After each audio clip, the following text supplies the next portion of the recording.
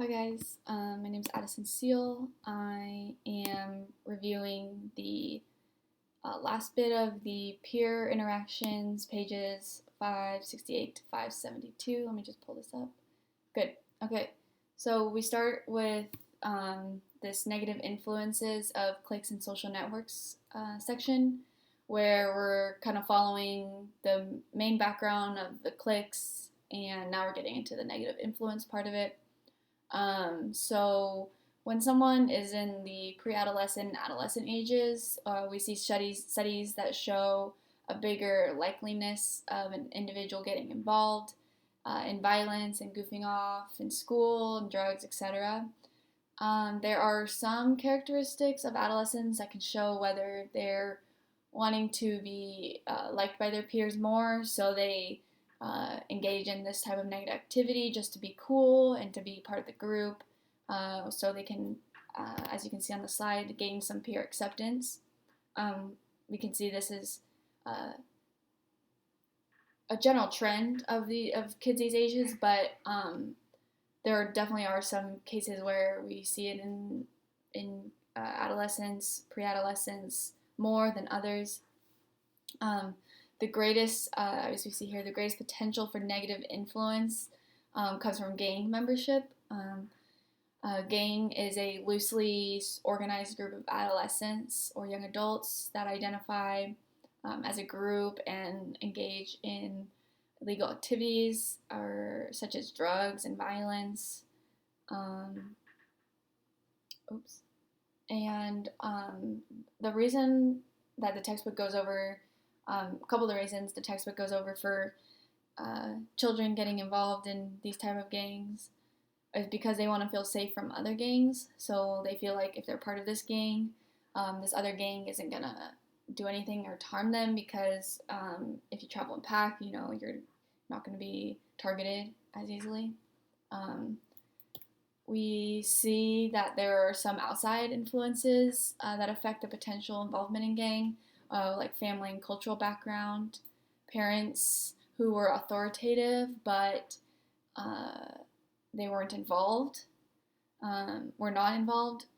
We tend to see the children of those parents getting involved more likely in gang membership, versus a parent who was authoritative and involved. We see that they were less likely to be involved in a gang. We also see that studies show a poor relationship with their mother, which I thought this was really interesting. Having a poor relationship with their mother also can be an indicator of vulnerability in joining a gang. So we kind of see how important these relationships are with your family, that will influence you in your pre-adolescent and adolescent age. And I think it goes back even to when you're really young, as we'll see later in romantic relationships too. And we see here from the studies done that those who initiate violence were often victims of violence themselves, which makes kind of sense because we kind of see if you're exposed to this kind of behavior and activity, it's very likely that the person being bullied is gonna, or victimized is gonna also do it to somebody else and put harm on somebody else too, especially when they're involved in gang, because they want to be liked by their gang members, they want to be involved, and so we see this as an effect on gang membership, a negative influence in peer groups and cliques. Okay, so we move on to the next section, which is bullying and victimization. And we see that bullying has 4 major forms. It comes in physical, verbal, social, and cyber bullying. Physical is very obvious. It's the physically hurting or threatening to hurt somebody. The verbal is, you're insulting, you're harassing, intimidating, teasing. Social bullying, you're purposefully excluding somebody from a conversation or activity, spreading rumors about that person, withholding a friendship, which can have a very a negative impact on a student or pre-adolescent's life down the road. And then last but not least, we have cyberbullying, which is the use of email, text, social media nowadays, I think is the biggest one, and also making private or fake profiles and harassing another person through that. And they did a study actually with 7,000 students in the U.S. that said that 31% of them had been cyberbullied. So we're going to see probably an even more increase as the ages get younger and younger when they have access to online social media, et cetera, et cetera.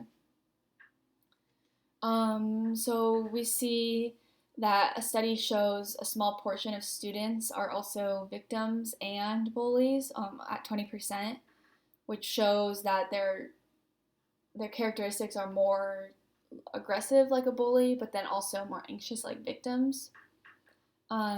Whereas here we see victims solely are rejected by their peers, are depressed, typically usually more aggressive.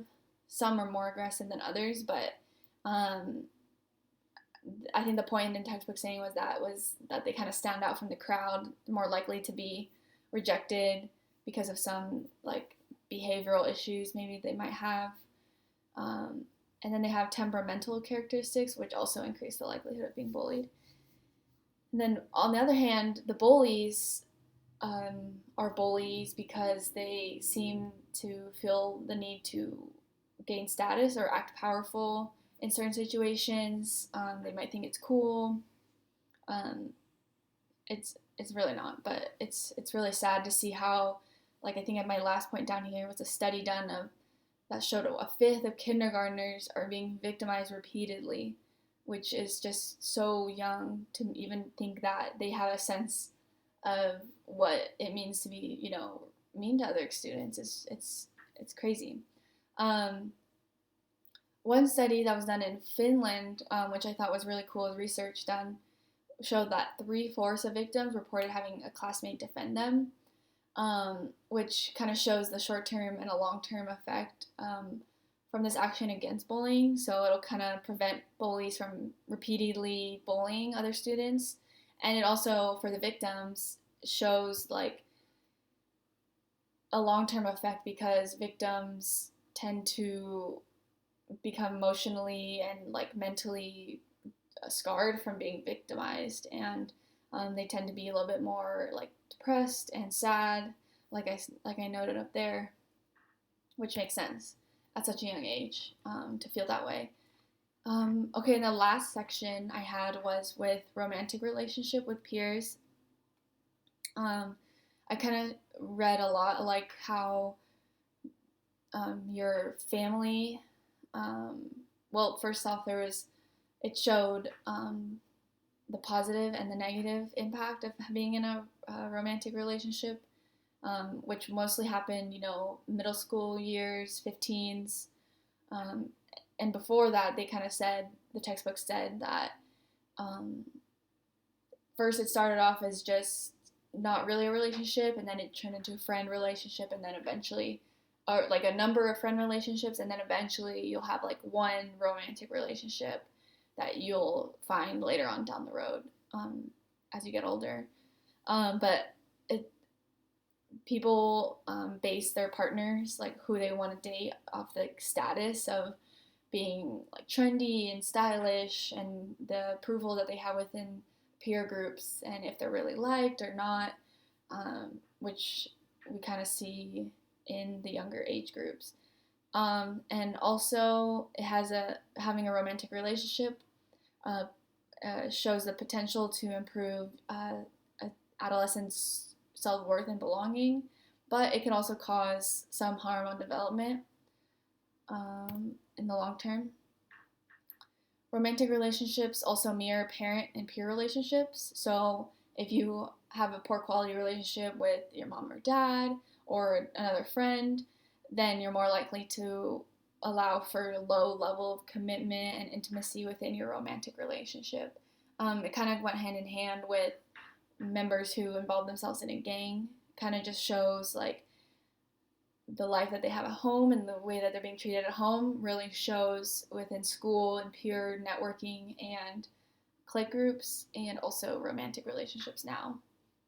And then lastly, we have the effects of being securely versus insecurely attached. So when a young child is securely attached, they have someone to lean onto when they're younger and feel comfortable around. And as they grow up, we can see that those children have an easier time rebounding from conflict, and they have more positive daily emotions versus a child who was insecurely attached and was maybe they had somebody there for them, but they weren't able to rely on them or trust them as much because that person was kind of in and out, whether it's a parent or just someone that watched them when they were younger. And I think that is all. So thank you for watching.